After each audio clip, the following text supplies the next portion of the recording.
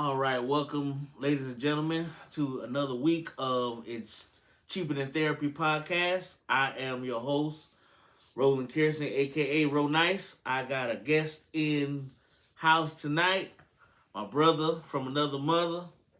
When I posted that picture on Facebook the other day, those are my brothers. This is one of them. Jordan Weaver, aka Breezy, in the house. Say what's up, Dago. What's going on, everybody? Real nice. Thank you for having me on, bro. Like you said, brother from another mother. Known you for about all of my life, really. Like, you were one of my brother's first friends, so it's always a blessing and a pleasure to be around you, my guy. Yeah, me and these boys been through the mud, been through everything together. Like I said, I don't have any biological brothers, but these right here, this is one of them. So tonight we're gonna get a little started. It's gonna be different, a little more outgoing, a little more upbeat. So our topic for tonight is what us as men want in women. What are we looking for? What do we want? What do we need? So I'm gonna defer to my co-host, start see what he's thinking, and then we're gonna go back and forth and play and see how things go. So, Jordan, what do you want in your woman? What do you expect? What do you need? What works for you? Well, I mean, being that I'm married, this is going to be tough to answer. But just to be honest, I mean, I ultimately not want, I need a woman who's going to let me be the man that I was raised to be. I have to lead. I have to be a provider. You know, certain things are always flexible or doable, but you have to be, you're gonna have to be patient with me because I'm growing every day. We're humans, we're growing every day. We got to be patient. I mean, not patient, but we have to be patient. I love a woman who has confidence in herself. You know, a lot of people, we tend to go with what we believe to be convenient or easy. And a woman that's confident let me know that, hey, the same way that I can walk beside you, if need be, I can walk in front of you. And that's one of the things that's, stands tall for me. Also, independence. I want a person who's been through it before. Trials and tribulations, Sometimes with an independent person, they've seen a lot more than others because they tend to have to do it for themselves. I need someone who's going to communicate. I have to have communication. That's one thing I adore about my wife. We don't make decisions unless we actually reach out to the other ones. I mean, we are, we're partners. We're partners. We're best friends. She's my everything. So now, don't get me wrong. If she goes and makes a decision by herself, depending on what it is, but I haven't actually gotten to that point with her yet that anything that would be detrimental to either her or me or us, she hasn't tapped in with me. So I appreciate that. The most is going to be communication. And other than that, just be genuine. Be honest enough to tell me that you are having a bad day and that you don't want to talk about it. Let's not walk around slamming doors and me now. I've been the same person my whole life, so I can push a button or two. I can push it to the limit, but one thing we don't do is we don't go to sleep angry, and we don't play the attention game. So to me, that'll be like most of the qualities that I need in a good woman. What about yourself? No, I definitely respect that, and I can piggyback. Confidence is great, because I'm gonna treat you like you the best thing on God's green earth. So I'm always keep it juiced up. That's what I love. Independence. That's a double-edged sword sometimes. But I always tell you, when you independent and you getting your thing going, you're gonna help us tenfold. Cause sometimes, if you're not taking my lead, and but because you want to be an independent woman, and you think, I'm trying to run your life or trying to control you, you think that's a problem. And independence is a great thing. Just understand that I'm sitting here right beside you, or whatever you need, talk to me about whatever. We'll get through it. Attention, love, respect, a good cooked meal every now and then. I'm simple. I try to tell women, most of the time men simple. We're not as complex. We just want the simple things in life, but, to piggyback off that, love, attention, respect, independence, confidence, those are all great qualities that we all look for, especially myself, because the more confident you are, you're gonna put that on me, and I'm gonna put it back on you. The independence part, that's gonna help us grow, because you're gonna be out there doing your thing, helping us mature, helping us, prosper and get better where we are in life. So, take it to the next level. Exactly, to grow, because like that's what this world is about. This world of relationships, love, marriage, whatever. Whether you choose to be married or you just choose to be in a long-term relationship, growth is the biggest thing, and love and respect, and getting better. Because we always want to all of us want to get to that next plateau. We all want to be able to have that comfortable lifestyle and enjoy it with our significant other, without care. We know we got to come back home to the bills and deal with everything, but just care. So, those are the biggest things I look for. And like I said, I'm piggyback off that. Those are very good points, and I stand beside that. I just tell them, like, hey, independence is great, but follow my lead. If most of us men, we date women that tend to be younger than ourselves for the most part. We tend to date women that are maybe not in the same financial predicament that we are in. So if I'm telling you, hey, follow my lead on this, we're going to go here, it's because I might have been through it. You might have not been through it, but I might have been through it. So follow that lead so we can prosper and we can grow. It doesn't mean I'm trying to strip your independence away from you. Doesn't mean I'm trying to run your life or control you. It's just, I'm just trying to show you a different way, that the way you got going on ain't working. So independence, that's why I said had that double-edged sword, because sometimes you get a woman that's so independent, she don't want to listen to nothing. Nothing.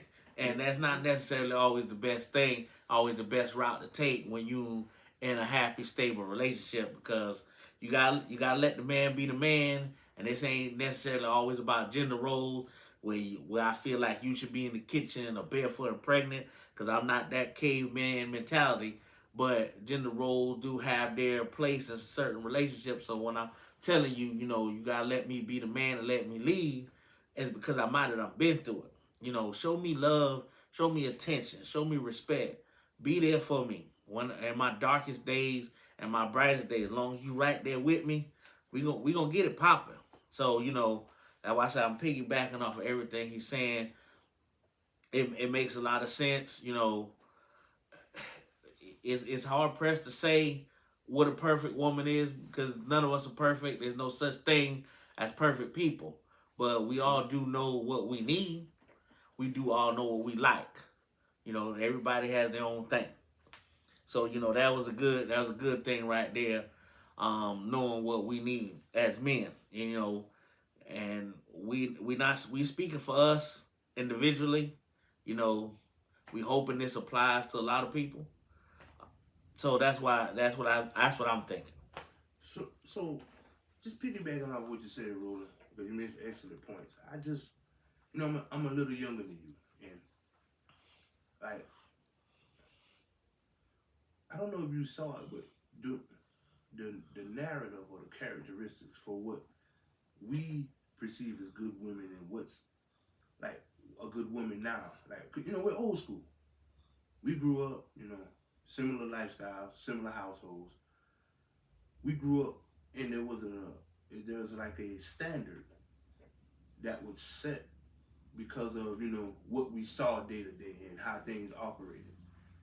And now, because of various things, You know, I mean, programs, you know, various things that have changed within, you know, the society and the community and what we see now.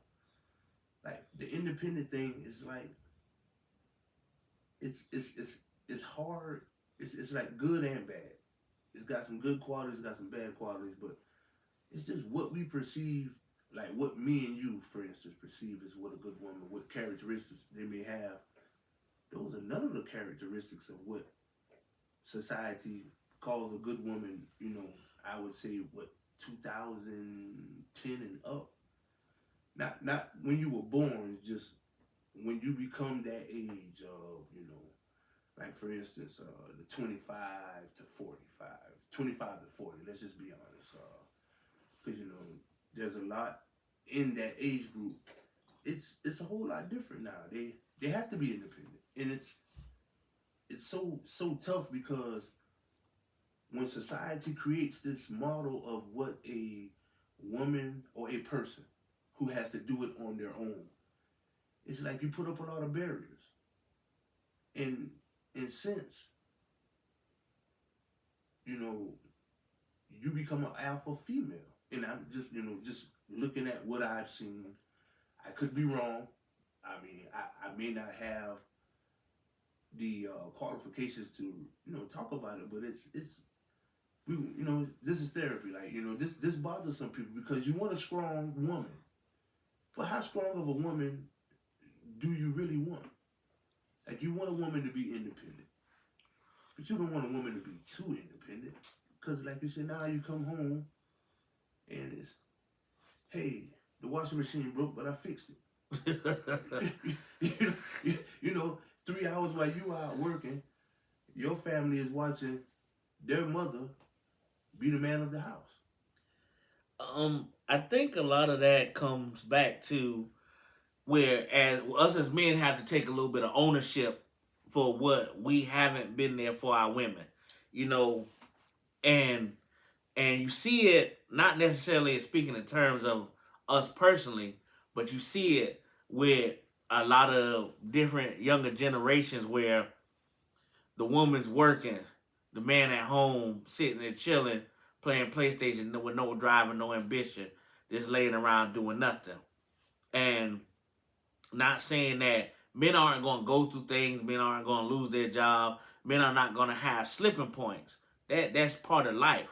But there are some dudes out there, and trust me, me and Jordan testify. We see them every day from our small town of him. We see them.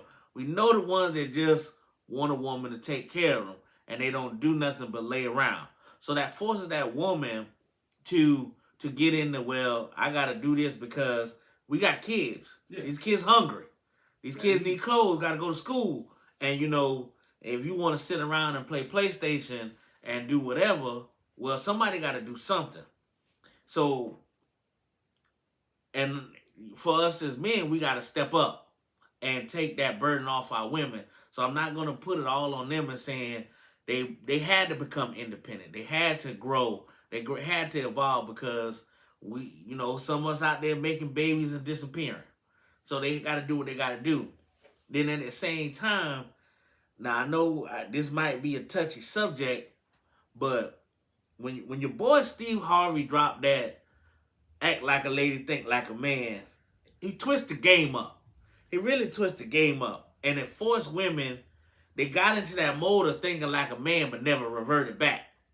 Like, I tell women, you can't play the game on the level that we as men play it. Because, not to sound religious, God didn't create it for it to be that way. The game is created for a man to be a man and a woman to be a woman. Not saying that you can't do some of the things I can do. And I saw a great reel on Instagram today. A lady was like, well, women could do what men do.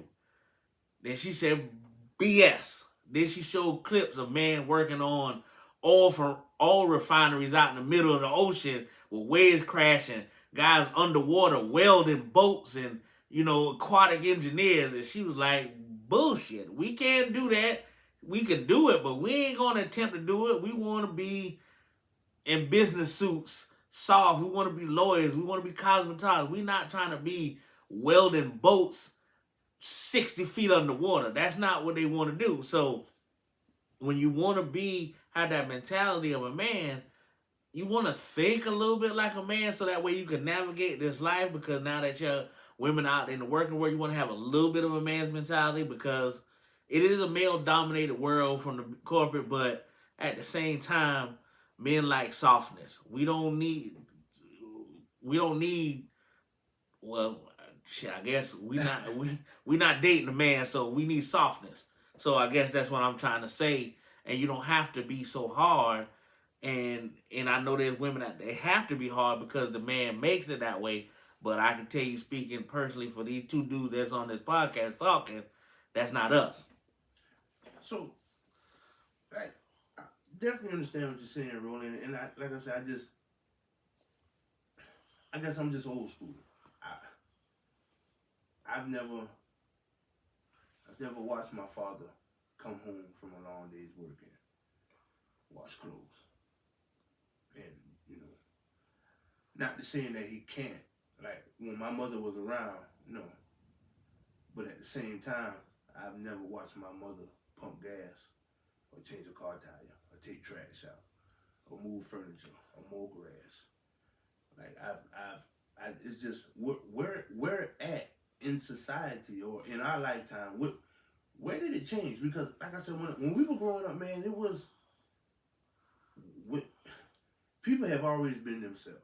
However you pronounce it or pronoun it or however you want to classify it. I'm not telling you about not being yourself. What we're talking about is there are certain men that are looking for a certain good characteristic, well, a certain type of woman with certain characteristics. That's what we're talking about. And I just don't know where society, like, what was it that changed that a woman could, just go cut steel all day? I guess I know I'm about to mention somebody else.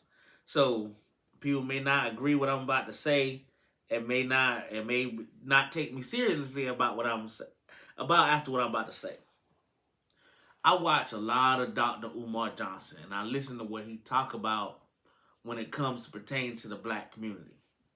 And he talks about a lot when the government forced the man out the house in the 70s. When he forced them out. When, child support systems, we were forced out. So I'm thinking, I really stand on saying around that time is probably when it started.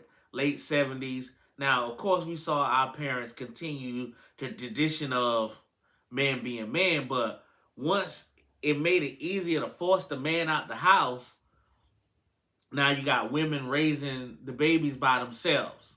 And when the women raising the babies by themselves, they grow up to be the guy sitting in the car on the phone texting while his girl putting air in the tire, pumping gas. And I've seen it personally in this. And I'm like, yo, like, what is that? I'm a used car salesman. I don't watch females come in there, buy cars, no man, or they man sitting in there telling them, hey, yeah, I like that car, buy that. And then she said, hey, well, you got $1,000 to contribute to this down payment. And he looking square in the face like, man, I ain't got nothing to do with that. That's your car. But he going to be dropping off at work every day like Jody. So, I mean, I'm going to say it probably, that's 70s to 80s is probably when you saw that, when they took men out and put them in prison or made it hard for them to make a living in the black family. I think that's when it started. And we're seeing the after effects of that, 40 some odd years later, because I knew his mother and father. He knew my mother and father. Them type of games wasn't happening. It just wasn't happening. You know what I'm saying? So, but I see it every day. The women changing tires. And I'm not saying every now and then, I'm not saying it's not good for a woman to know, at least know. No, but you shouldn't have to. Knowing is one thing, but doing is another. Exactly. I know how to sew, but you ain't see me out here breaking out a singer and sitting here sewing my own clothes. So, my mother taught me that. My grandmother taught me how to crochet. But you ain't watching me out here doing that. Same You thing. know. So just because you know how to do something, don't mean you obligated to do it. Or should you have to, especially in the terms of women. Women should not have to change tires. Women should not have to put air in tires. I understand the pump and gas thing sometimes, but you got that independent woman. No, I got it. I mean, you can sit there and argue with her. What you gonna do? Now, like I said, that's probably now, and I admit to that to myself. I done let my woman pump gas once or twice because I done been like, no, I got it. And then I'm getting yelled at. No, I got it. I can do it. I'm like, damn. I mean, what am I to do? Like, if I argue with you about pumping gas, it's a losing battle. So for the most part, but it's a rare occasion. So I'd rather not. I'd rather let you be independent, but I'm gonna let you know where that line has to end. You're not pumping gas 9 times out of 10. That might be that one time where you just like fuss with me until enough where I was like, all right, man, I ain't gonna argue with you. Just go ahead and knock yourself out. So Roland, quick question. We're talking about this part of our conversation stemmed from the Steve Harvey book, and you said you made a valid point. He taught you how to think like a man. What's the name of the book? Act like a lady, think like a man. Act like a lady, think like a man. But people actually read the book. I read the book. Outside of watching the movie, I actually read the book. It was a gift. I read it. I think I still have the book. Well, I would have to. That'll be one of those movies we'll have to file away, and I'll watch it with my wife, which I'm probably lying to you through my teeth. There's nothing that he could teach me or her about being anything. But let's flip it. What if a woman wrote a book telling men how to act like a woman but think like a man? Or what would be the opposite of what he's... Because I don't dwell on the book or really know it, so I don't know how it's actually said, and I'm not trying to bash anyone. So what would be the opposite if a woman did what Steve Harvey did as far as his book? What would be the name of it? Man, I guess it would be something to the term of think like a man but act like a lady. I don't know. Like, and what I'm saying is, like, if it's that easy for me to think of it, it should have been already, like, someone should have made it, and I'll do my research later to see if there's something like that. But how many women would want to actually have a man like that? Like, what type of woman would want to have a man who thinks like a woman? So there was this list put out this week that I saw on Facebook called the Sassy Man's List. I didn't read it in full. It's Sassy Man's List. And it's about not necessarily someone that's a homosexual. It's about, heterosexual men and certain things that they do that make them sassy. And I kind of glanced over real quick because I'm like, I guess I don't. I think one of the things was like craving attention from your woman. And I'm like, so want your woman to love you as a sassy? Like, I don't know, like. So Roland, before we move forward, I'm going to use what Google, the LA Times did a article back in October of 2023, and they define what is considered to be a sassy man. I don't know what that is. So we have to start there.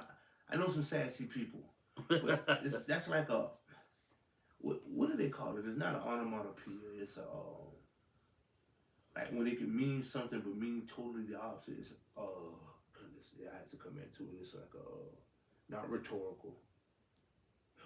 I don't think I wasn't that good in grammar. I'll come back to it. Like the oxymoron. My man, come on. Oxymoron. There's just two things that wouldn't go together: sassy and a man. Like those are two things that shouldn't cross. But here we are in 2024, and it's been, what is considered to be a sassy man? To be sassy to me is to be comedic, to be funny, to talk back, to tell people how you really feel, to dive into self-expression that isn't bound by traditional masculine macho norms. I think that the rise of the sassy man is well due, and I'm glad to be a part of it. End quote. So when I ended that quote, I should have started to let you know that wasn't my quote, but that's what, to be comedic. I'm a clown. Yeah. To be funny. Now to talk back, I'm not doing that. I mean, like, we can have a conversation, but I think that's where it turns. To talk back, to tell people how you really feel. So now we're getting back into the old school days that me and you come from. So we're the exact opposite of that. To dive into a type of self-expression that isn't bound by traditional masculine macho norms. So now we're going to have to open up a poll. We're going to have to see the people, our demographic that we're looking for. We have to see what's considered masculine and macho to them, because I don't want to Google it and they tell me cutting grass is masculine or macho. Well, I think it came back from that phrase that came out a few years ago, toxic masculinity. And toxic masculinity. It's almost saying, if you talk negatively about a woman doing certain things that a man could do, you're toxic. Or if you how conversation was about what you expect from a woman and what you need from a woman, or there's even the notion about what a woman's role in the workplace is. If you over talk it to the extent of, hey, you as a woman, you should be doing XYZ, or these are type of jobs that a woman should be doing.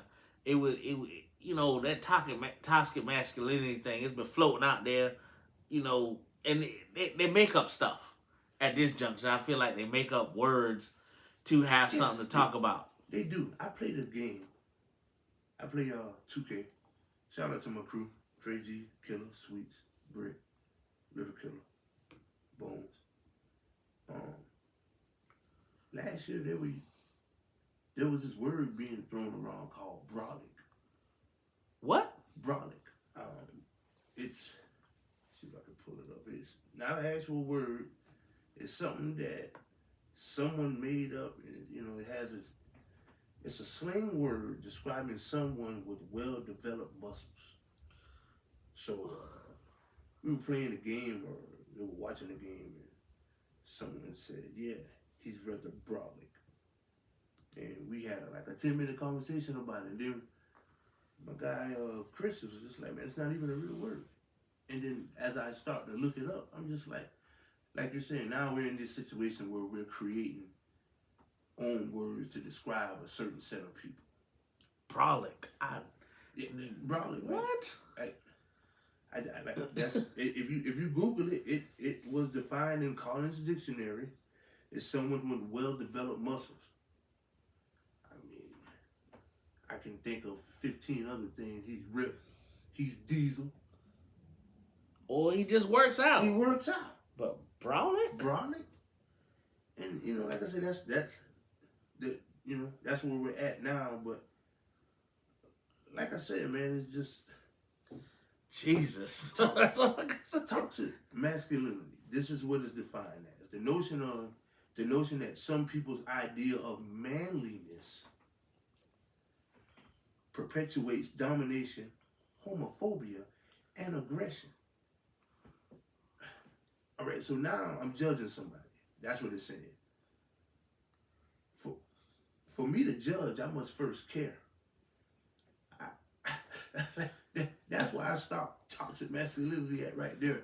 It has no definition to me. It has a definition, and if I had to approach someone who would see me as presenting toxic masculinity, I apologize. Hey, I apologize for being fat. I apologize for drinking bottled water. I apologize for night recycling. But If I've ever offended anyone about toxic masculinity, here to everyone tuning in today, I apologize. But this is just something that my mind couldn't even fathom to actually try to disrespect you. But if I'm acting that way, I apologize. But it's 2024, real nice. This is the culture now. but I mean, just we all have our softer sides. We can't be, hard as steel every day, all day. We have a mental breakdown. So, but if I see something that I have an issue with, or that, necessarily like, no, we're not gonna do that. Why am I toxic? Because I say something about it. Or why am I toxic? I got into an issue of some time ago about the young men now wearing Crocs all the time.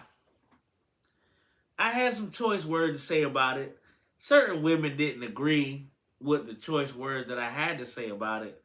But I'm like, and not saying I wear slides occasionally, when I'm out, but this younger generation, it's hoodies, short pants, and Crocs, especially for the boys. And I'm like, I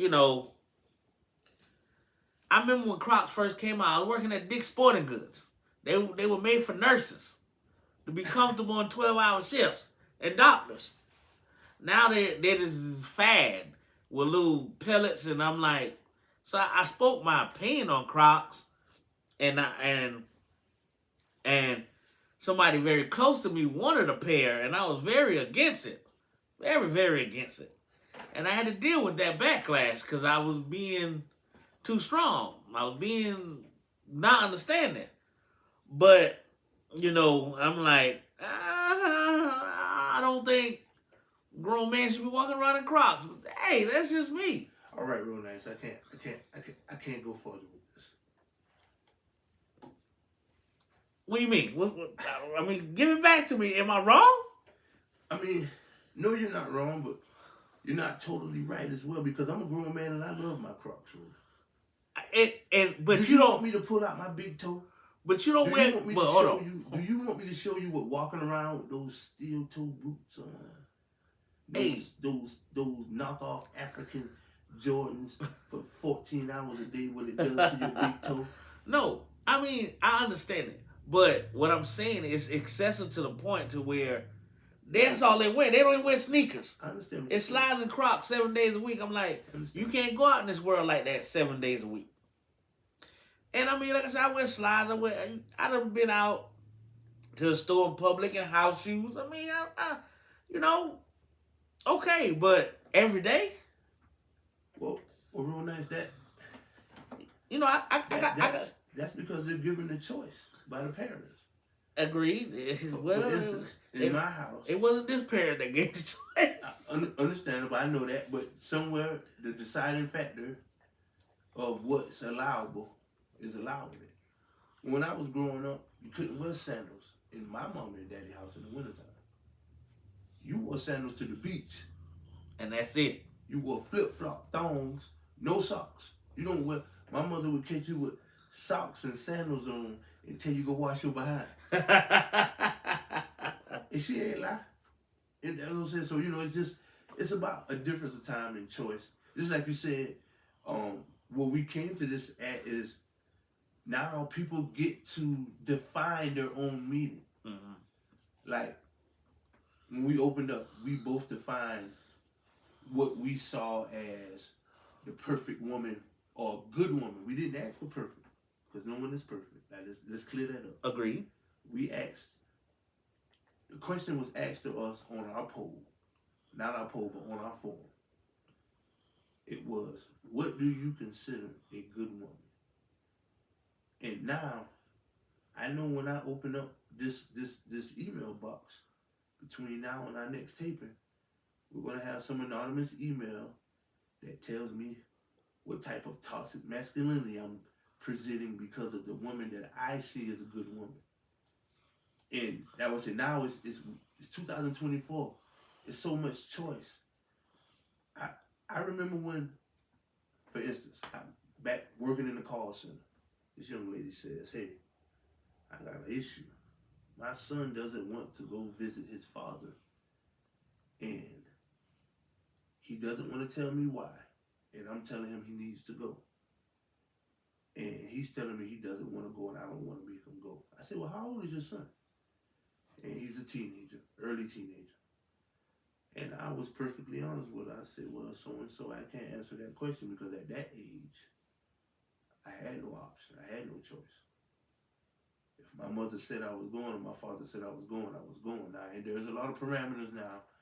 And, you know, the safety of the child is the utmost importance. And I do understand that if you are dealing with a child and they don't want to do something, that you need to, you know, try to figure out what's going on that's prohibiting them to want to see their father. And out of respect for, you know, the person, I respectfully can't answer that question further than I can't answer that because at that age I didn't have a choice. What you should be doing, in my opinion, it's just me, is you should be trying to figure out what's going on. Is that a safe environment? What's not happening over there that should be happening, or what's happening over there that shouldn't be happening? It doesn't take, like, that's human nature. That's just a parent being a parent. But like I said, now we're at a situation where people can come and define, like, for instance, while you were talking and I was rambling, I went and put in Bronick and asked Webster for the definition. Guess what they gave me? What they gave me? Strong. Strong. And I don't want anybody to think that I'm, you know, being too hard. I mean, I look here. You know, I expose myself. I had a conversation with my coworkers the other day about pedicures. I went last week Sunday. My feet feel wonderful. Now, is that the most manliest thing in the world to do? Hell no. But it's taken me some time to get used to that. Because it was suggested to me by a female to, hey, go get a pedicure. You know, my feet was rough. I'm a man. Like you say, we men. We don't really focus on our feet like that. But, my dude, when that Asian girl put that hot rocks on my leg, hey, it was a different type of feeling. That's all. I'm be straight up and down. Did you put the milk and honey? No, I ain't do the milk and honey. Okay. But I guess I'm wrong. But carry on. Most people might like, oh, that's sassy. Like, the guys at my job was like, they was like, nah, I can't see that. I'm like, yo, like, yeah. You know what you should have did? You should have told them, hey, no disrespect, take that sock off. Oh, believe me, and when I was talking about it on my phone, you know, the phones listen to you. So next thing you know, on my Facebook feed, my feet are killing me stream started coming up. And I started looking at some of these guys' toe game, and I'm like, nah, I'm going to go get this pedicure because this ain't about to happen to me. This ain't about to happen to me. So if it makes me seem a little sassy, it is what it is. You know, I know men that worked on their feet all their life. I know when your feet are killing you and your feet ain't right, your body will shut down. Everything, you can call me sassy, but my feet feel great when you put them hot rocks on them. Well, I'm going to tell you one thing, real nice. You can call me super sassy. And I can guarantee you I'm far from it. But my father always gave me good advice, and he told me and my brothers, hey, son, take care of them feet. Because when them feet go south on you, they go south now. And the crazy thing is, I know your pops is in the military, and they teach that in the military to men. Yeah. Take care of your feet. Take care of your feet, man. And when your feet go, hey, my boy Trey used to always say, hey, Jody Breeze, you got to do something about them feet now. Hey, Trey G, I'm trying. Hey, you try harder, man, because I'm telling you right now, them feet go bad. You don't want to be in a situation where you can't pull them socks off now. and real nice. And he right. That's what I'm telling you, man. Like right now, everybody can contest. I got about 10 close family members who can tell you right now they could not believe my feet. I'm walking around South Carolina State campus. We watching it at Thay Hall. One time for the greatest HBCU in the world, South Carolina State University in Orangeburg. Bulldogs. Established 1897, I think, or 96. Claflin, thank you for the loan.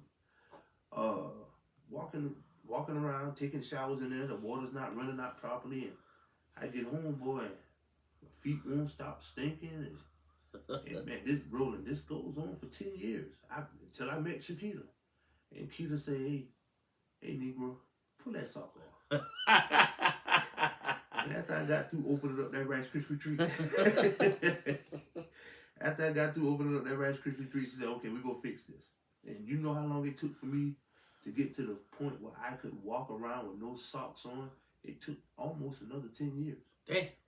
And I can bring my brother on here, and he'll tell you, yeah, I go get manicures, pedicures, or whatever the case is, because it's, man, listen, do you know the feeling, real nice? And you buy your Jordan, you're the first Jordan connoisseur I ever knew.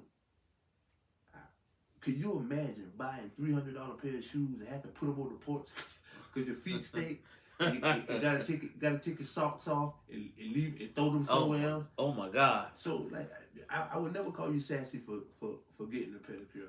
Just being honest. Like I had one when we went to Miami. Like I tell you, I apologize. We went to Orlando. I didn't order it. So here we go. Here goes my wife allowing me to be a man. So we go in there. I open the door. I said, well, you go ahead and order for me. She said, oh, I know. That's what she said. Oh, I know. I walk in there. The lady's trying to talk to me because, you know, business acumen. It's talk to the person who has the money. Yeah. And my wife was like, no, excuse me. He's going to have this, that, and the third. I'm going to have this, that, and the third. Does he want such and such and such? I'm looking at her like, I don't even know what that is. Is that like a tuna sandwich or something? They want to feed me while I wait. And then she says, yeah, milk and honey. I'm just like, I don't even drink milk, man. Like, what are you talking about, milk and honey? And then she just like, hey, shut up. And they stoned me and rubbed me down and this, that, and the third. And, you know, I'm a diabetic, so I'm tender. Yeah. And then she cuts my toe, so I wanna raise hell, but my baby won't let me raise hell, and you know I'm scared now, and now she in there talking trash about everybody who come in there and leaning over to her partner. And now that's the sassy part of it. That's cool, but take care of your feet, man. There's nothing sassy about it. Hey, everybody listen. There's nothing sassy about taking care of your feet. Man, one time I went, the little Asian lady, she made me about to get up and walk out. Because she said, do you want color? I'm like, shit. I'm like, come on now. It's already hard enough as a man to sit in here and let you touch on my feet. But do you want color? It's 2024. I'm like, what? What color did you get? Nada. Nothing. Nathan. Just making sure, man. It's 2024, my brother. And Gertie was like, well, she thought you might want a clear coat. No, you're not putting no brushes of any color. Clear coat? Yeah, I guess I don't. You talking about like they put on the cars to make the shine? The clear nail polish. I guess it's a hardener. It's supposed to protect. I'm like, no brushes of the nail polish. Just clip it and clean the cuticles. Just keep it moving. No color. You went there. You went to Sherwin-Williams or something? Clear coat. Man, you already know, man. When you go in there, they got 8,000 different colors on the wall. I'm like, I saw that. So I'm like, why are you asking me, do I want color? Do I look like the type of dude that's going to put color on my toes? I'm like, I'm in there. Wow. With $300 sneakers on, you going to ask me, do I want color? I'm doing this because my feet hurt. I'm not showing off my toes all the time. So why are you asking me, do I want color? Man. I mean, Verona, she could look at you and tell you they want color. I guess it might have been, you know, business acumen. It might have been part of the sales pitch. I mean, I hear you, but man, come on, like I'm just giving the benefit of the doubt, real nice. I would have been offended too. It's already a nerve-wracking feeling as a man to let somebody play with your feet. I think about, You remember Black Rob album with Woe on it, and he did the skit about the girl sucking his toes. You like, yo, I know the God ain't been to the pedicure in 10 years. But it's already a bad feeling to have a woman playing with your feet that's not your woman, and then look up in your eyes talking about, do you want color? Wow. Man, I'm like, man, you know what? Dry my feet off and let me get the hell out of here. Yeah, let me boogie. You're right. So I mean, but again, that's me telling you like, hey, I ain't this overly masculine dude that's gonna make you feel like you can't, express yourself. It's just, hey, I'm a grown man, 45, I got a pedicure. I've been doing it not on the regular, but I think about putting myself on it every once a month, every 2-week rotation. My feet feel better. Like I said, there's nothing wrong with that. It's not like you went in there and asked for French tips. Exactly. Yeah, so I can walk hand in hand. Well, hold on. That may be a little sassy. I can walk parallel with you on that without holding hands. I can attest to that, Roland. So I mean, hey, it's, like I said, it's just 2024. The topic was here on the show today was, what do we define as a woman, a good woman? So we were given characteristics of a good woman. Our polls will be open. Our email is open. We'll drop the link for you for as much feedback as we can get on any of our subjects. And if you have anything that you would like to talk about, you can always reach out to Ro Nice. He'll have all the information for you. Yes, the email is cheaperthantherapyshow@gmail.com. I do have a phone number, 803-509-3477. Text, please, by God, text. It is an actual working phone. So, and it's with me at all times. So just text. Eventually I'm gonna get to the point to where I'm gonna use that phone for call-ins. So we in the beginning stages. So text your suggestions, comments. Like I tell my customers, I say, give me your good, bad. Tell me your feelings, emotional outbursts. Everything is all welcome. Always all welcome. I want positive feedback at all times, because I know we see a lot of negative on the internet every day. I want positive. These shows are about positivity. These episodes are about positivity. Everybody was like he said, we probably get some male bashing or some female bashing. Why you bashing female? Or why you don't like this type of female? That's not what we own. We own positivity, and we want these messages to reach everybody in a positive manner, so that way we can grow as people. Like I said, I did the first time I name dropped certain things that I watched. Like I said, people may not like Dr. Umar. I love him. He talks a lot about what we need to do as a community. You may not agree with everything. I don't always agree, but we got a lot of work to do.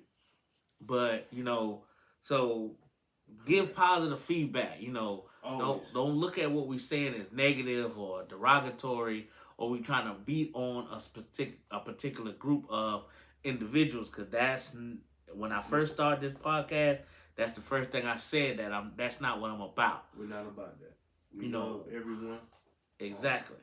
But hey, listen, don't be texting my guy at 3:00 in the morning asking about his feet neither. Exactly. unless you're gonna give me a gift card to a massage parlor up here in the metro. Got that right. Then we have something to talk about. I know it's touchy subjects every day that we talk about, that we discuss. Somebody may not like anything we said today. There's always gonna be that one person. Always. But I don't think we've said anything negative today. I don't think we said anything to offend anybody. And this podcast is just gonna grow. Like I'm really, as you see, I'm putting the effort in. Like everybody thought it was just something I was gonna do to quit. Nah, I've been talking about doing this for 5+ years. It's just my own personal hang-ups is what prevented me from doing it. But it's 2024.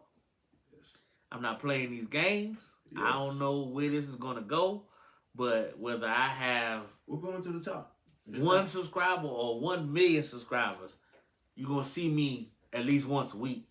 You're going to see us at least once a week. We're going to have a topic at least once a week about something positive, at least once a week. You know, we got different little segments that we're going to try to work on. We know, like I said, the scenery is going to change as I get better with this thing. Like I said, I'm my own engineer. I do my own sound. I'm my own video person until I can get that all established. Hey, it may not be perfect, but you gonna get some enjoyment. You gonna get some positive gems. What do you think, Dago? Well, first and foremost, I'm glad that you if you guys don't know, I like to piggyback because it's and once again, man, thank you for having me on the show, man. I've been, ever since my layoff with the big wigs with Verizon, I had no desire to go back into that yet. But my dad used to always tell me, a man that don't work don't deserve to eat. And nobody's telling you that there's a million ways to get rich. And you know me my whole life. We always been entrepreneurs. Come on, washerette, laundromat, store, convenience store, nightclub, grill, farm hands, DJ. My wife does 360. I did this because there may be someone out there in the same position I am that just doesn't. Man, I cannot fathom doing 20 years for someone who the only thing that I matter to them is a 40-piece chicken and 8 dinner rolls when I die. And it's just so. That's why I came here, because I had some time and I actually wanted to do this, but I never had the initiative to put forth. But now I do have it, thanks to you. And like I said, we come here to spread positivity and give like-minded or even just people a safe place to talk about things. Because right now, I could go talk to someone and they would have already charged me $350. And no, I'm not licensed, and we're not licensed, and we're not. We don't come here to do that. We come here to give people a safe place to ask questions and get responses of regular people. I'm not special. I don't try to be. What we don't do is we don't bash. We don't discriminate. Like we say, it's 2024. It's choice. Like Roland said, Crocs. I've got a nephew. He just wants to wear Crocs all day. Hey man, them Crocs are dirty. Huh? Okay. And it's just like, but he's not bummy or nothing like that. He's very fresh. It's just the choice, having the choice. Like I said, I didn't have that choice growing up. So when I try to be strict uncle on him, sometimes I come off as being a little aggressive. And I'm just telling him, like, hey, listen, it's a choice. You choose to make the decisions that you make, and I choose to deal with you the way that I choose to deal with you. So we're going to talk about a bunch of things, top to bottom. We're going to talk about all things black, all things white, especially green. Come on, boys in the real estate. That's our favorite color over here. Oh yeah. With it being Black History Month, we will try to focus on. I'm not gonna tap dance or tap dance. We're gonna focus on us, us as a people as a whole. Like, we need places and places to go and listen and just kick back. Everybody don't listen to NBA Youngboy and Facts. I as you may know, I run the door at a prestigious after-hours spot in Hemingway, South Carolina, Palm Tree Lounge, and I listen to music so much. Like right now, my favorite song is a song called 60 Ball. I have no idea what that You is. have no idea what it is. I was listening to it one night. Shout out to DJ Tron, DJ Derek C. And the boys talking about stuff that I can't even relate to. But they got those 808s and that snare drum going real nice. And, hey, 60 Ball. Like right now, whenever we close up and I go to buy dinner for the family, guess what I'm gonna spend? A 60 ball. So that's what I say. That this is what we're doing here. We're gonna shine the light on a lot of subjects that some people may not want to talk about. Some people want to talk about, but given their level in the community, they can't. So they can just tap in and let us be their voice of reasoning. So we're going to be all over the place. Roland's he's going to drive this train, and my dad used to say, hey, listen, hey, daddy, let's do it this way. Hold up. You hold the tail, I milk the cow. So Henry Weaver, love him.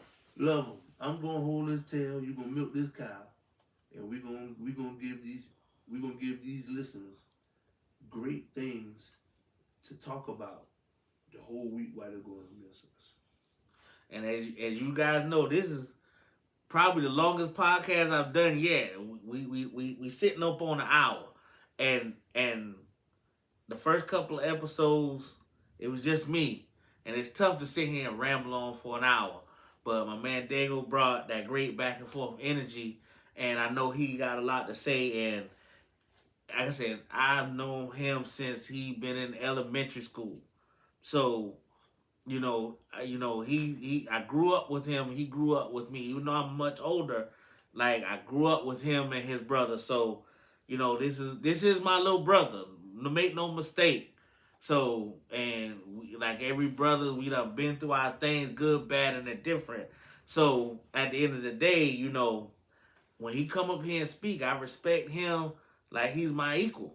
You know what I'm saying? Because he's married. I'm not. Who am I to judge? I can't tell him this, that, and the third. I'm 45. I'm not married. But he is. You know what I'm saying? So he has a lot of wisdom because he's been around people with a lot of wisdom, even at his young age. So that's why he's here. Like, make no mistakes about it.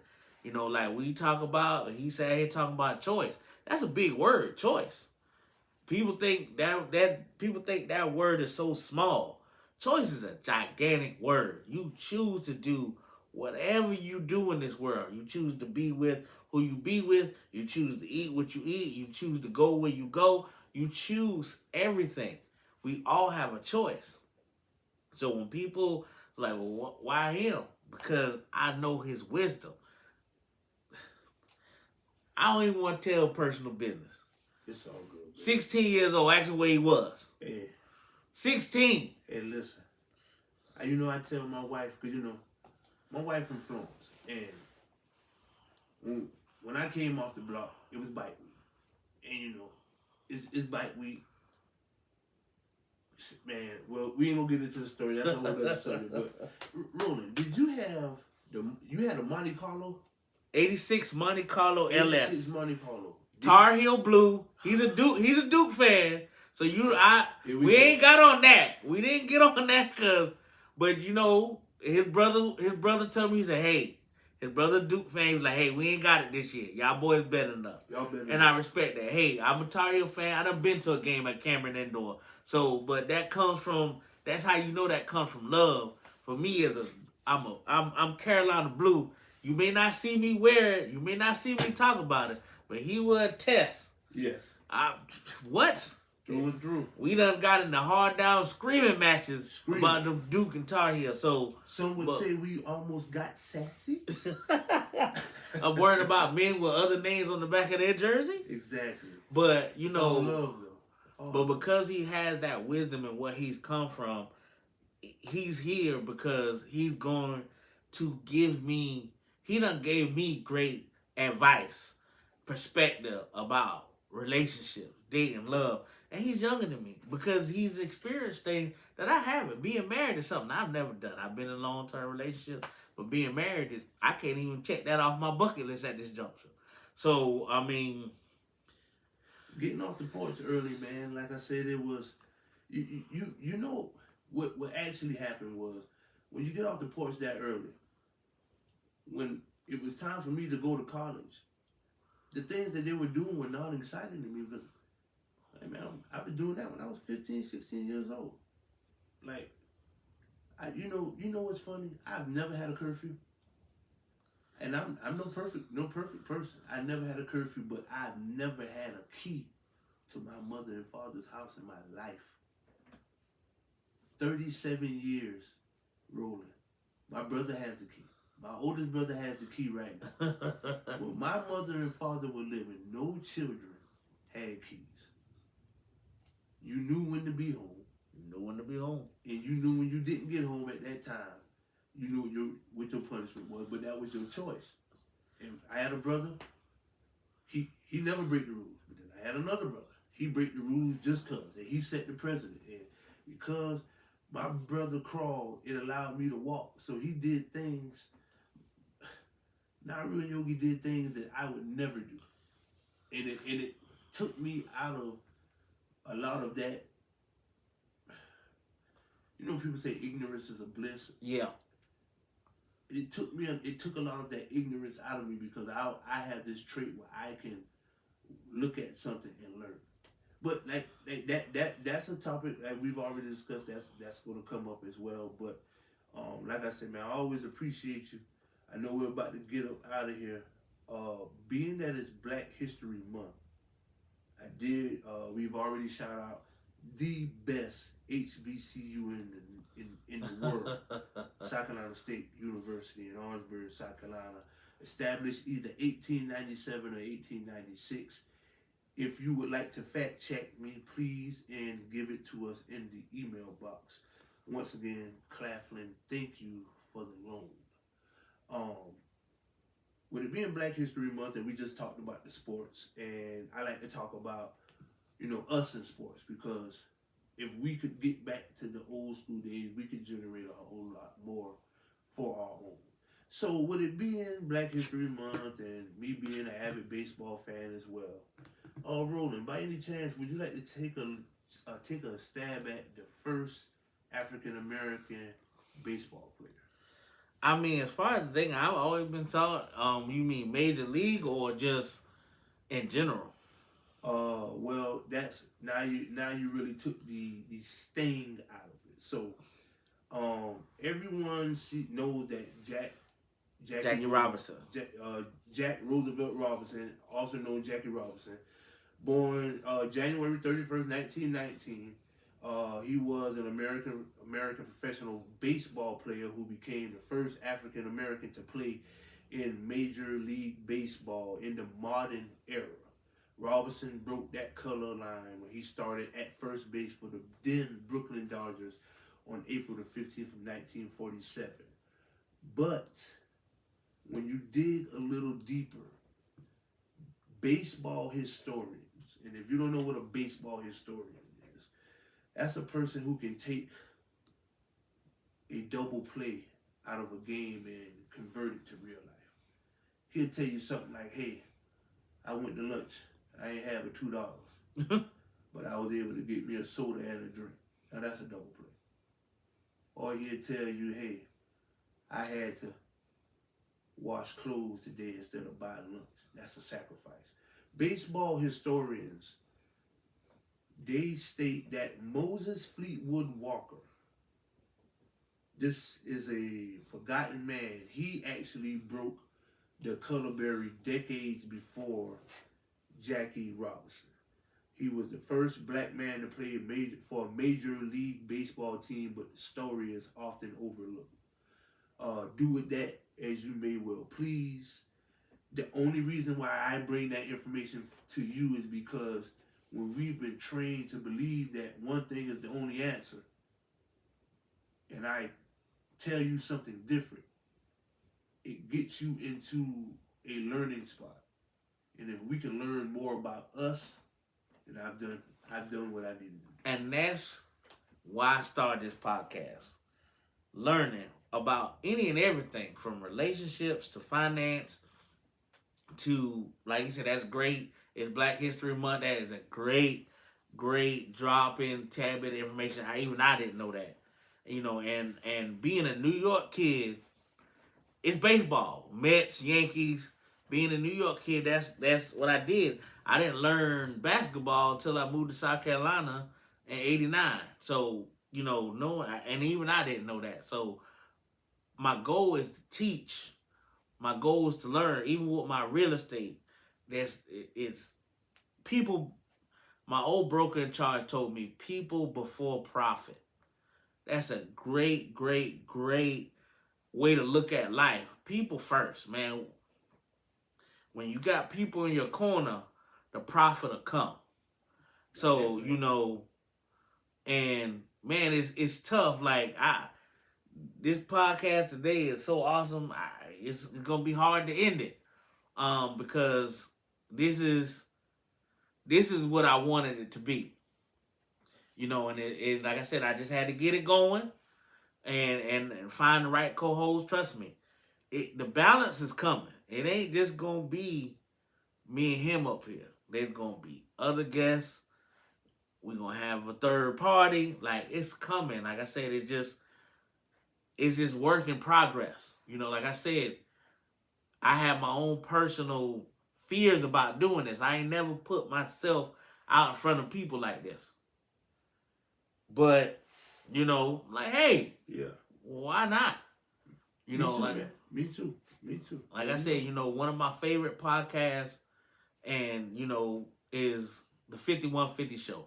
Big time Corey Holcomb fan. You may hate him, you may love him, but that's one of the inspirations for doing this, because I like to talk, but I ain't never really talk in public. So I'm in public, but at the same time, it's private. I'm at the house, but as I put these videos out there, it goes public, and that's why I want you guys to subscribe, like, and share, because every message we put out here, it may not help you, it may not help the next person, but that fifth person down the line, it can help them. It can resonate. It can change their life, and you never know. So don't be afraid to support. I know everybody likes to sit and tune into the negative stuff on social media, tune into the negative stuff. I don't want to get into that. Now, am I going to talk celebrities? I don't want to, but I know it's necessary. I know it's a hot button topic, but then at the same time, I learned that celebrities, they're people like us. They're everyday, even though they're rich and they're on TV, they're people. So they got people problems. So, but I ain't gonna beat you down with celebrity talk. I feel like there's 1,000 podcasts that beat you down with celebrity talk. I want to talk to the little guy, the everyday Joe Schmo. We from a small town, Hemingway, South Carolina. We got one KFC. If it nope. Don't even have a KFC. We got one Hardee's that's starting to serve bad chicken and a Burger King. That's all we got in a Food Lion. So I know about the small people. People like, well, I tell people my New York heritage. People like, well, you ain't been in New York since such and such. I'm like, that's something that never comes up out of you. It never comes up out of you. Yeah, I left when I was 10. It never came up out of me. But I spent my life in a small town. So small town people got problems just like big rich celebrities. Trust me, your big celebrities are from small town. Don't let Chris Rock fool you, think he only from Brooklyn. He from Andrews, South Carolina. 100. Born and raised. He won't tell you that part. Yeah. So don't let him fool you. We from small towns. We from everywhere. So that's why this message is for everyone. That's why I just don't want to hit the celebrity. But I thank Jordan coming with the Black History Sports Fact. That's awesome. That's what's up. Like I said, I didn't even know that. He's bringing that different perspective. Like I said, we gonna talk relationships. We gonna talk finance. Like, I think the next thing I'm thinking about, and what do you think? I'm thinking about doing a couple of parts episode on financial literacy. Like, we as black people, we gotta do better. Yes. They're winning out there, we're not, because we don't know. So, and I'm not saying I'm an expert. I don't work for Edward Jones. This ain't Schwartz. But I do know some things. And, being a real estate agent, being a used car salesman, and living life, I do know some things. So I'm gonna try to give you. We're gonna bring facts with these, with it all, so that way we can get you into a better place. And people like, well, why should I take you seriously? Hey, you do, you don't. But but as you gonna see, you should take me seriously because we gonna give a positive message. We ain't gonna down talk nobody, and we could. My God, like those are probably some of your most successful podcasts to sit around and talk down on people. We're not gonna do that here. We're not gonna do that. Like, for what? Like, we ain't perfect. So how do I talk down on somebody? That's, to me, God. There's certain words I want to use that YouTube won't allow me to use. We're not gonna do that. But to me, that's that fugazi stuff, like to sit there and talk down on people. Exactly. Like we, as a people, man, it's like I say, once you understand it's, as a black person, it's always going to be about black because we have issues inside of our own community. And once you realize that, once you escape the issues that's inside of our community, you'll realize that the next issue has nothing to do with color or race. It does have something to do with color, but it's green. Like, just being honest, rich people don't care about color. They don't care about black and white. They care about rich and poor. Exactly. They don't want poor people to become rich because if a poor person becomes rich, then what does that make them? And that's the demons that we should be fighting towards. Not, I'm looking on the internet the other day. I see Nicki Minaj and Megan Thee Stallion. They're getting into it. And it didn't mean nothing to me. I'm asking my wife, and she's like, "Yeah, I saw something about it, and I'm not on Facebook right now. Doing some things to put my time in more valuable places for self." And I'm looking on the internet. I'm like, well, I want to see what's going on. And then I get into one click, and it's someone twerking on someone's mother's grave or something. I right there, I checked out. But then I went back and see how many clicks that one article had. At that time, it had over 5 million clicks. I just, like I said,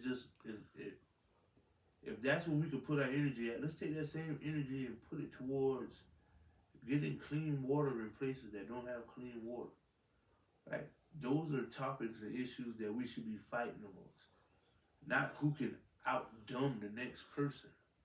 Like, and I've been a victim of that. Roland, I tell you before we go, I've been in situations where I would seem like I dumb myself down to try to be the norm or what's popular. And then as you get older, you realize it's all a fairy tale. And I'm not going to be that person that sit out here and tell you money is not real. None of that. So with that's a whole other topic. But like I said, it's just like I've been a part of the system. Remember back when we first started, you talked about they started putting systems and programs in place to take the masculinity out of the house. Yeah. When we were working at Spectrum and Bill Cosby started going through everything that he went through, I watched people talk about him who didn't even know him. I could never talk about a person personally knowing that I don't know him. Just tell me, I can tell you what I know. And what I can tell you is that, and just I may get some backlash for this, Bill Cosby was a father in a lot of households. And this is talking about fictional and non-fictional and in Hollywood. I've got a cousin. He does not allow he monitors everything his children watch. He doesn't just let them go on Disney now and see how they are, streamlining things. He has a choice. Here we come back. Here comes the universe. Mm-hmm. He has a choice. He has a choice to raise his children the way that he wants to, which is his God-given right, or he could choose to let society raise them. The only show that they get to watch is the Cosby Show. They don't watch Fresh Prince. They don't watch Family Matters. They don't watch Full House. They don't watch the Proud Family. They watch educational programming, and when they sit down as a family, they watch the Cosby Show. And that's because regardless of what Bill Cosby did or did not do, that show taught us all lessons. You did not tune in every Friday or Thursday night when the Cosby Show came on for the better part of 8 years to not get something from it. So we can sit here and say, well, Bill Cosby did this. We don't know anything. We don't know anything at all.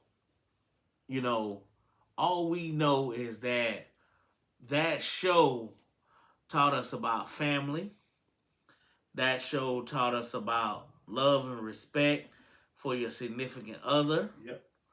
And it showed us how to handle our kids, not necessarily with capital or corporal punishment. You know, now I'm gonna say we all got beatings, and you know, even though they never did it on the Cosby Show, but the threat of it was made clear on the show, but it taught you a lot. And we as people and in families done been through some of those situations that Cosby done been through. I done been in Vanessa's situation. I done came home as a minor, lit. And I knew my parents knew it. God rest their souls. I knew when they saw me stumble up on that porch and I tell them my stomach was hurting at 12 years old, that I done sat there been drinking Thunderbird all day. I knew they knew what happened. Because they used to drink themselves, so they know the facts. But they sat there and let me suffer. They know. And I tell people that story real. I sweat to the point where I soaked an entire mattress to the point it had to be thrown away. Man. I didn't get a beating. I didn't get put on punishment because the side effects were punishment enough. So I done been Vanessa at that time she came home drunk. I done been Theo with getting the D's and F's and telling me I get by on bologna and cereal. I done been that, you know, to my parents. I'm not saying I was a bad kid because they weren't, but I done been that. So, have you ever been Theo when he gave Cockroach that ticket? I gotta remember that episode. All right, so Theo had 2 tickets to the video shoot or whatever they were going to, the recording. And they got to the door and they said, okay, last spot, we can only take 1. He said, but I have 2 tickets. He said, yeah, but you can only 1 person can go in. You got to choose. So Theo was like, Cockroach, you're my friend, take the ticket. No, Theo, they're your tickets. You should go. But Cockroach, they're my tickets. You're my friend. I insist you should go. Okay, see you later. And then he went home. And they was watching the video. And he was in there banging on the door and everything. And Cockroach was in there jigging. Yeah, okay, I remember that one. I was like, oh yeah, Cockroach. Cockroach in there. So I understand. So you gave him the ticket. He said, yeah, but he was supposed to give me the ticket back. And Cliff was like, yeah, that last day exchange didn't go the way you wanted to. So, you know, it's just like, hey, but yeah, as far as that, man, like you said, man, it wasn't about the beatings and everything. It was just the fit. You know, I wanted to go to HBCU, not because my brother went there, not because my 2 brothers went there, not because all my aunts and uncles. You really know why I wanted to go? Why? What's up? My brother Naru used to always have videotapes. Back then it was videotapes. It wasn't DVDs or nothing.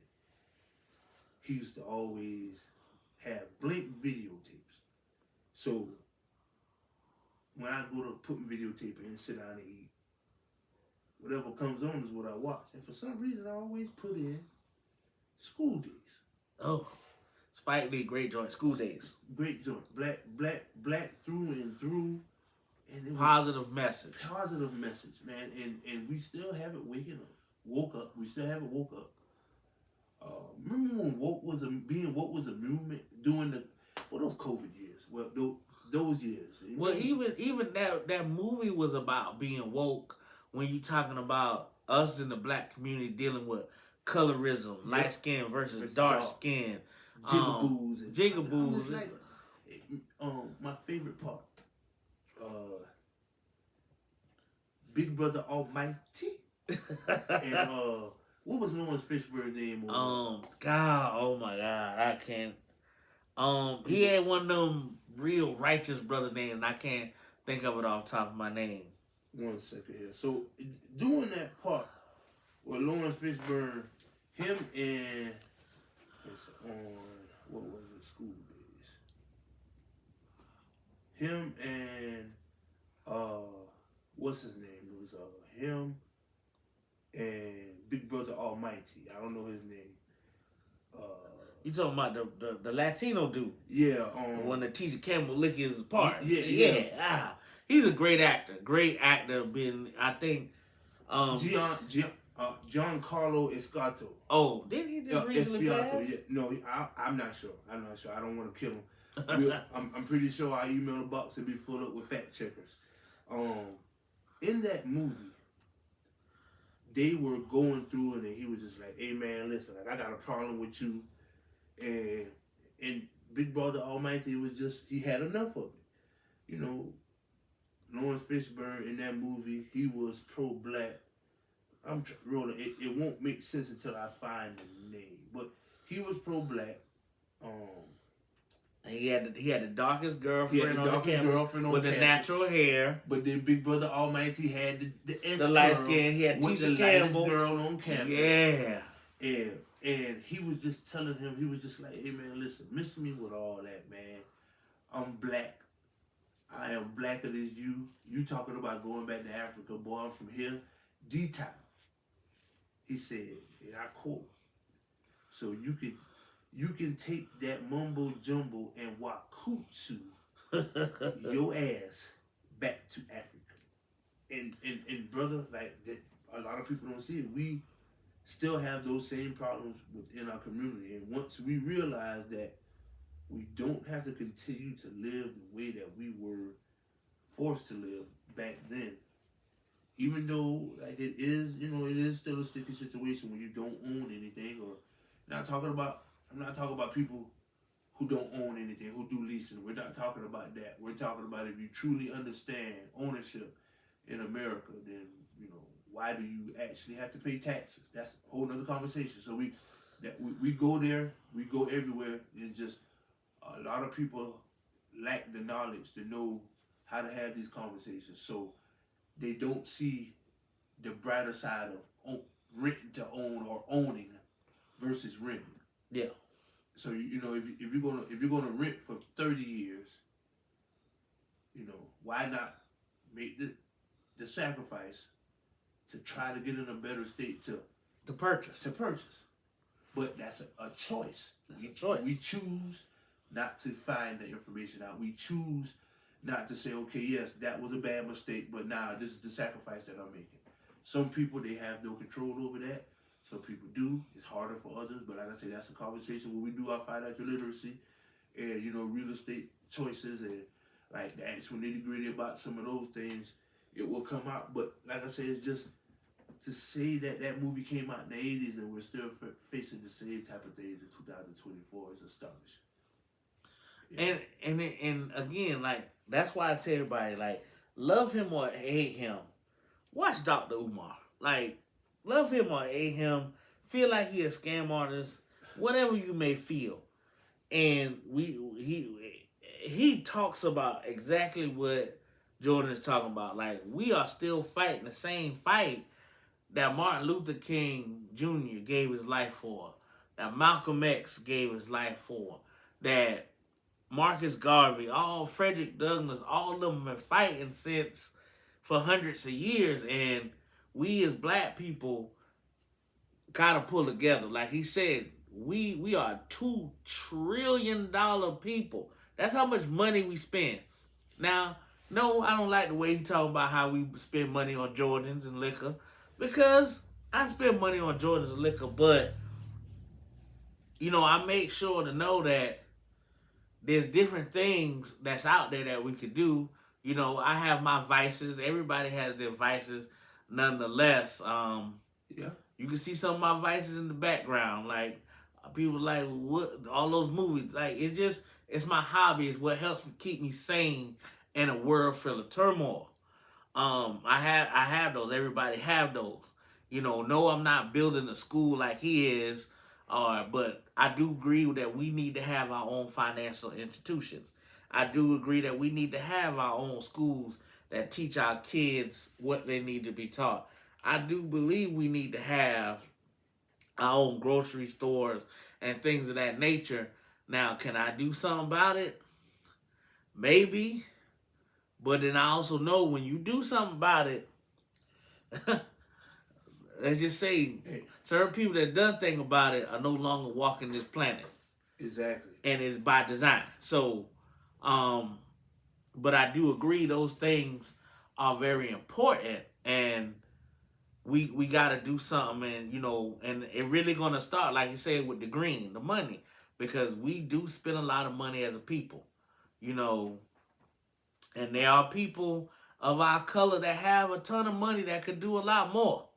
Not saying I need a handout, not saying anybody needs a handout, but you think some of the richest people, African American people, can't get together and start a bank and start offering small business loans to help people out? Like you gonna make your money back like the big man? Just charge interest like everybody else does. If you worried about not making your money back, everybody charges interest. I mean, like I look at like it's hard. You be careful about name dropping, but I look at your Oprah Winfrey's like there's about to be a special on Oprah Winfrey on 60 Minutes or CBS this morning talking about, is Oprah really happy? What? Is that the question we really gonna ask? Is Oprah really happy? Hey. Oprah had a side dude for 40 years and wouldn't marry him. Oprah good. And she worth billions of dollars. Get away from Oprah. You know what I'm saying? Like, we worrying about Oprah being happy, but there's a people out there struggling. Let's just be honest. Oprah don't have regular people problems. Oprah have rich people problems. I agree. Do you remember when I was a sophomore at the greatest HBCU in the nation, in the world, South Carolina State University? I remember. Located in Orangeburg, South Carolina, established in either 1897 or 96. Thank you, Claflin, for the loan. Oprah gave the world 2-piece grilled chicken meals. Roland. I remember that. I remember. Let me tell you how much this world has changed. They said Oprah giving away these. KFC was doing grilled chicken. They said Oprah's giving away these 2-piece, a leg and a thigh. This is our new grill. Oprah's footing the cost for everything. Rodash, check this one out. Back then, you had to go to with the coupon. It wasn't a coupon that had a QR code. We was literally going to the library and printing them off. Yeah, I remember. I ate those things 3 times a day. And the only reason why I wasn't 4 or 5 or 6 or 7 times a day is because every time we go to that one KFC that was closest to the campus off of Calhoun, it was always packed. They had to put a sign on the menu say, you cannot substitute the green beans nor the coleslaw. She gave out chicken all week. But I mean, but no, bro, this is what I'm saying. A woman, not a woman, a person, a human being who could give out chicken, 2-piece chicken meals all week. What problem does she have in her life that we feel like we could be a problem? But again, I don't feel like. I mean, I look at she ain't really giving. I know it was a promo. Like I understand, but I've never seen a promo like that again in my life. But KFC, I feel like that was at the point where we probably, you know how sometimes you have a surplus or something. No, remember, Roland, this is when they debuted it. No, what I mean is like, okay, like remember about a year or so ago we went through a chicken shortage. a chicken shortage. Now I'm pretty. No. Let's when Rick Ross changed it to thigh stop, they're gonna fact check us, so we have to check ourselves. I'm a professional fat ass roller. It wasn't a chicken shortage. It was a chicken wing shortage. But how do you have a chicken? Like every chicken has 2 wings, 2 thighs, 2 breasts, and 2 legs. So if you ran out of wings, how you had everything else? But that wasn't the problem. Because when that happened, remember Rick Ross, like you said, he started selling chicken thighs. I've never. But that's what I'm saying. So think about when Oprah. So when Oprah was giving away all that chicken with KFC, there was an abundance of chicken. So what you're saying is, like now, at the factory that produces the finished product for KFC, they lined with haywire one day and they processed 1 million extra units. But there you go. There was a time when I'm being honest. Can you answer that for me? Yeah, somebody messed up. Because there was a time when I could ride up 20 or 77 here in Metro and I see chicken trucks on the interstate with the chickens packed in. They on top of each other. But you gonna tell me? But now I don't see them. But it's a chicken shortage. Well, but how do you have a shortage on wings? Like Cat Williams said, how do you have a shortage on wings, but you got enough thighs? A chicken got 2 everything. I mean, real nice. If we really wanted to get into that, we'll be here another 4 hours. Listen. But that's why I'm saying, like, we weren't about whether Oprah is happy or not. That's what I'm saying. Piggybacking off of what you're saying, like, why are we worrying with one of the richest people in the world? Granted that she is a black woman. How are we finding time out of our 24 hours a day to actually have to worry about a trillionaire or billionaire's love life? But what I'm saying is, why she has it, do something, open a bank. Like if you worried about, like, you know, when you go into a bank, they loan you money and charge you interest. And half the banks that we go into don't have billions and trillions of dollars in it. And I know money is just digital dollars, but at the same token, Oprah could say, well, me, Tyler Perry, and a handful of other rich people, we gonna start this bank. I mean, Killer Mike did in Atlanta. I got the debit card for Greenwood. So, you know what I'm saying? And I know Killer Mike ain't got Oprah money. Just open up a bank. There's a lot of real serious entrepreneurs out there of African American descent that want to open business, that want to do things that your traditional Wells Fargo, Bank of America, TDs won't give them a loan to do. Either whether it be they don't find it viable, or their credit score is not good enough, or they don't see it as a good option. Then you remember Crush Crew, right? Yeah. When Blair Underwood and old boy, the actual Rick Rubin, went into the bank, said we want $5,000, like, for to do some rap records, and he was like, we don't find this viable. Look at hip hop now, and that's a true. Crush Crew was really based on the rise of Def Jam Records. Look where hip hop is now. It's a multi-billion-dollar industry. But Roland, what about on Set It Off when Dub C came in there to rob the bank, and they went to Vivica's terminal, and Vivica say, "Darn, I know you bank with us." Hey, well, come on now. See what I'm talking about? And this is what we do on the show. We tie fictional into non-fictional and vice versa. Everyone nice. I'm going to rob a bank that the girl in my apartment complex said that I grew up with. I'm going to go to her, tell her and everything. Hey, Darnell, I know you bank with us. I mean, come on now. But I mean that happens. I mean, no, I'm just being funny, man. But I'm just joshing with you, man. But to answer your question, man, if you really want to get down to it, remember we talked about the Jackie Robinson thing. Yeah. And that's That has been of utmost financial gain for the baseball, Agree. the Major League Baseball. Just like I'll give you another piece of advice, and I'm gonna circle back around. It's gonna take a little while. So I was watching my little cousin. He's 7 years old, 8 years old, and he said, "Yeah, I was out of school Monday." I said, "Oh yeah, you know, Martin Luther King Jr. Day is always on Monday." I said, "Okay, so why were you out of school?" He said, "Because we were out of school because of the guy, the king, what's his name? Oh, the King Martin III. We was out of school for his day." So this is the thing, and I understand that it's what's being taught, whatever the case may be. Some people are just there for certain reasons because I asked him exactly right after that. I said, "Do you know who Malcolm X is?" Never heard of him. Now, when we were coming up, there was a choice. Once again, the universe, right? Yeah. There was a choice that was made that although he was not in our school books, I've never seen a Sokolana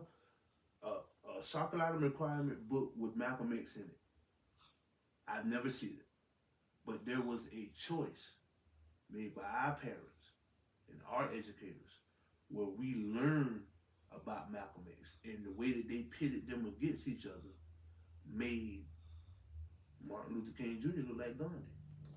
So now I'm bringing it back around. Mm-hmm. Some people are selected to be representation because they can control the narrative. They can control the variable and the constant. That's hard to do. So in all seriousness, I'm just being honest. Go to a bank and ask them to take out $10,000. You have to write on a piece of paper, blah, blah, blah, blah, blah, blah. And I've seen stories and interviews where people have said, "I've gone to the bank to take all of my money out. They tell me I'm going to need to wait 3 days." I don't know of one person that this is why the drug laws are so exclusive and so not exclusive, so bad, harsh. Because do you know what a person with $250,000 cash could do? That's power. Yeah. All right. Now imagine Oprah. Can you really imagine Oprah having $1 trillion in cash? I mean, I feel like I could imagine it, but I feel like that's why. Bill, so we stop right there. You can imagine it. Uh-huh. But can you see her walking into any Federal Reserve and them giving Oprah $1 trillion in cash? No. All right. So in that same retrospect, can you believe that possibly she's a representation of a strong, powerful black woman that will always do what is asked of her by her constituents? No. All right. So boom. That's what I'm saying. I don't believe that a lot of these people have this money that they say they have. And I'm not saying Oprah she don't have the bag. But like you said, as easy as it could be for her, Tyler Perry, Bill Cosby, and whoever else to get together and create one black bank that all of the black or all of the black historically black colleges, shout out to South Carolina State University in Orangeburg, South Carolina, thank you once again, Claflin. If we could create one institutionalized bank backed by them, that's easy. But it's a reason why it won't happen. Same thing will happen with them when them boys tried to, Irv Gotti and Dame Dash, to try to go get their own distribution deal. If I allow you control over what you can put out, you can change the narrative. That's why I was talking about, like, me and somebody was talking about the crazy thing about the Tory Lanez situation with Megan Thee Stallion. I'm like, he put out a video months before he went to prison about how he put out this, I guess, something on Spotify or NFT. He did an NFT, and he sold the NFT to 1 million people for $1 each or $2 each. But in the NFT, he included his album. So with him including his album in the NFT, he made $1 million cash instantly. But he just sold the NFT for $1 a piece. But you think about it, you can't really. Most artists don't make $1 million on their own album, but then next thing you know, boom, the whole thing popped off with the shooting in the foot and all that. Now you really don't want to know my theory on why he shot her in the foot. I think he found Captain Winky, but that's on me. Yeah. Okay. That's why I think he shot in the foot. He'd have been with her a minute. He found a twig and giggleberries and got pissed off and pulled that goddamn it out and put one in her foot. But that's just my theory. I'm just gonna be honest, Roland. If I find out anyone got Captain Winky, damn a toe. Well, I mean, you have to take this one to the face. Hey, look at it this way. You know the law. Yeah, I know. Anything below the waist is assault and battery. Anything above the waist is attempt to murder. I'd rather go assault and battery and might get some probation than go above the waist and spend 15 years in prison. Hey. Even though he wound up getting 10 years anyway, but it is what it is. Hey, speaking of the NFT, Soulja Boy and them boy, well, not Soulja Boy, somebody got in trouble for, I can't remember who it was. It might have been it was Soulja Boy. And it's a lot going on with that digital currency. You remember the days of the cryptocurrencies, that push?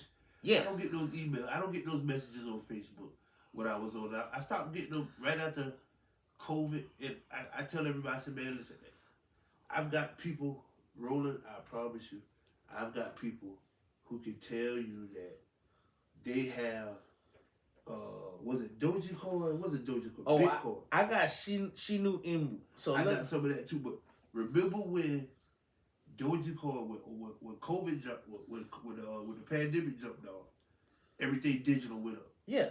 And it was a big boom. Everybody would talk about how much money they made, and this, that, and the third. And then you have people like, yeah, I bought some of that, and I'm just like, well, when you waiting on the cash out? If you bought something that a third of a cent and it's now worth $10,000, well, what are you waiting on? But the thing is, in all of the people who recruited me, the people that I know, I've worked with people at these call centers and they life coaches and investors. I've never seen them pull that money out and be able to show me cash. And because the hustle is this, let me tell you, I had the Shibu Inu, whatever it's called. So for years, I'm using Robinhood. I got like 1.6 million shares. Now, and I only spent like $10 on it. So either they knew it was going to pop off, and now all of a sudden I'm getting margin calls, and they just selling off my shares automatically to pay back a margin call. This is the first time to do it. So either you knew that if it would have went to $2, I'd have made $3 million in a second. But now I'm getting margin calls, or we selling off your shares, this crypto to pay your margin call. I'm like, dog, it's cryptocurrency. What margin call? And they keep doing it till I almost got nothing left. But I had 1.6 million shares. That if it would have went to $2-3 a share, I could have retired. So, I mean, when these people, even if you don't have $1 billion in cash, but if you got $1 million, $2 million cash, because the banks, the FDIC, will only federally insure $250,000 of your money unless you buy more insurance. Exactly. So again, now a lot of people don't understand that. So the FDIC. So whenever you go to your bank, you see the little FDIC logo in the window, wherever. I don't know the full acronym. I think it's the Federal Department of Insurance Currency, whatever it may be called. They insure your money that's in the banks. They only insure up to $250,000 of your money. Now, you can have $10 million in the bank. So what that means, if that bank goes belly up and you got $10 million in it, you only going to get $250,000 back unless you personally buy additional insurance on your money. Now, I know we have life insurance, we have house insurance, we have car insurance. But now I got to insure my money, which is probably by far the craziest thing I ever heard. Only time I feel like you should have to insure your money is if you got money underneath the mattress and your house catch on fire. But while it's sitting in their banks, you have to insure it.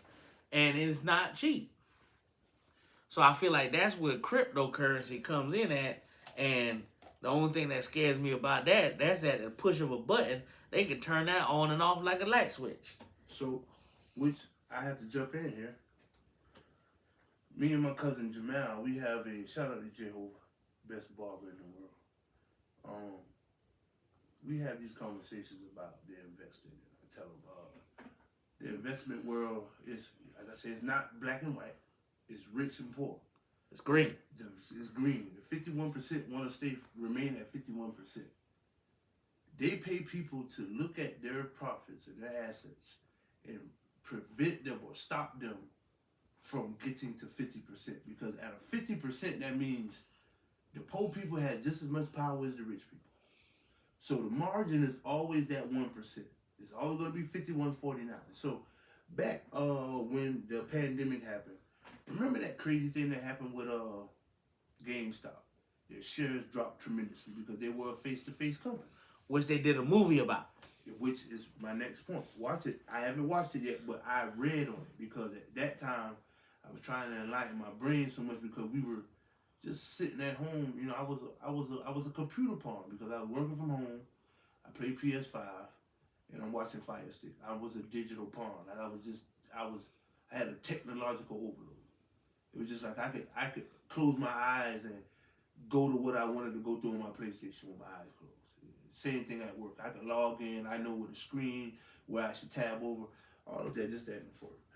Just that and the third. So what happened was when Netflix stocks dropped, what happened was people said, hey, it's a cheap stock. Let me go buy it. People went and bought the stock. This one guy, I'm reading this excerpt on Reddit, and he's telling us about how he went and bought. If the shares were $250, they dropped down to like $15, something like that. He stated he went and bought almost $10,000 worth of stock. And when that happened, these people knew when they started offloading these cheap stocks, they knew that it was gonna flip back over. Mm-hmm. But when people started buying the stock so fast, before they can get in there and moderate it, like handle it properly, control it. The 51% had already became 50. Yep. So now these people who had bought stocks 2 weeks ago were coming to cash in. This man said he was supposed to have cashed in over $460,000. But when he went to go do his cash out, they hit him with one of the marginal whammy bajangies. They hit him with some fees. And what they did was they took so much of his stock when he would bottom out or just sell out, he would only make like 20 grand. So it was like he spent like almost 10, he's gonna make 20. So he's going to get a lawyer. You know what the lawyer tells him? In situations like this, the only thing that you can do is write a complaint letter to the FCC. All right, so he writes a complaint letter to the FCC. Which is a government-backed agency. Which is a government-backed agency who covers their asses and dots their I's and T's. And he won a lawsuit, a civil lawsuit, which he was able to settle out of court for $10,000. Which is that would have been his initial profit anyway. That would have been his initial profit. But the thing is, no, that's his initial investment. Yeah. $10,000. He was gonna make over $400 if they had let him keep the shares. But because they knew these people had already gotten to the 50% mark, what they had to do is they had to hurt these people and deter them so much that when it was time, when they saw what happened, they went ahead and sold it back anyway. They had to make them cash out. Had to make them cash out, and that's what I'm saying. Like in this world, it's not about black and white. It's about 51-49. But hey, like I said, man, it's just something. Control your controllable. I don't know the stock market. I don't. Hence, when the Wolf of Wall Street comes on, man, my eyes are glued to that TV. Watch that because you learn, like he. In essence, he did some illegal stuff, but in the beginning he did. having ownership of an IPO that he was putting out there, that's illegal. At least they say that's illegal, but you know they don't want you to make it the way they make it, because if you make it the way they make it, it is what it is. So what we're gonna do is we have been at this for almost 2 hours. My bad, man. No, this is awesome. This is probably my longest, but it's been great back and forth. So we are going to wrap up and say we might touch back on this next week. So again, I want everybody to know to email comments, suggestions, emotional outbursts to cheaperthantherapyshow@gmail.com, or you can text me at 803-509-3477. Real estate tip of the day. Don't overwhelm your agent with foolery. Don't try to go look at 40, 50 houses. Don't make BS offers on houses that you know they're going to get turned down. Try to make your agent's life a little bit easier, especially in this market.